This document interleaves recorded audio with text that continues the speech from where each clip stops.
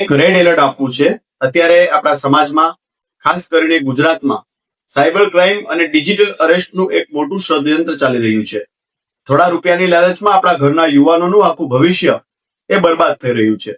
શું છે આ સ્કેમ અને આપણા બાળકો આમાં કેવી રીતે ફસાઈ રહ્યા છે? ચાલો જાણીએ.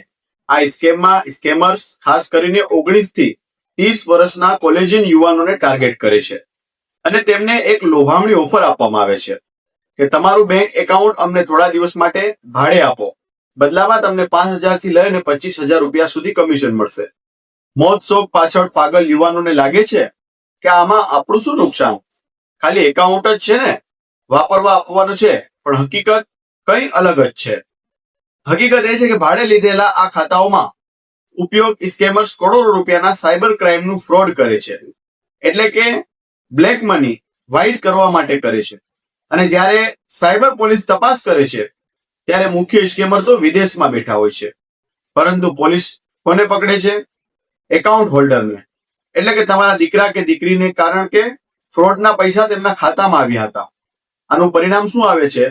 પરિણામ સ્વરૂપે તમારે અથવા તમારા બાળકને ગુજરાત બહાર દિલ્હી કે હરિયાણા જેવા રાજ્યોમાં જઈને જેલવાસ ભોગવવો પડી શકે છે.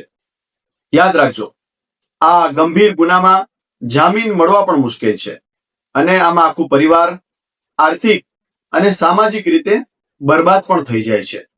અને આવા કિસ્સાઓ અવારનવાર આપણે સોશિયલ મીડિયા, ન્યૂઝપેપર અને મીડિયામાં પણ આપણે જોઈ રહ્યા છે. તો હવે કરવાનું શું છે? આ વાતો ગાંઠે બાંધી લો.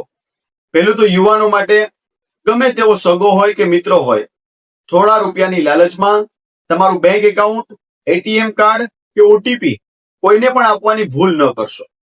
અને બીજું, ખાસ વાલીઓ માટે ચેતવણી છે કે તમારો બાળક જે છે એની તમારી જવાબદારી માત્ર બાળકોને કોલેજ મોકલવાની કે પોકેટ મની આપવાની નથી, પરંતુ તેઓ તે પૈસા ક્યાં વાપરે છે, તેમની પાસે વધારાના પૈસા ક્યાંથી આવે છે તે જોવાનું પણ છે.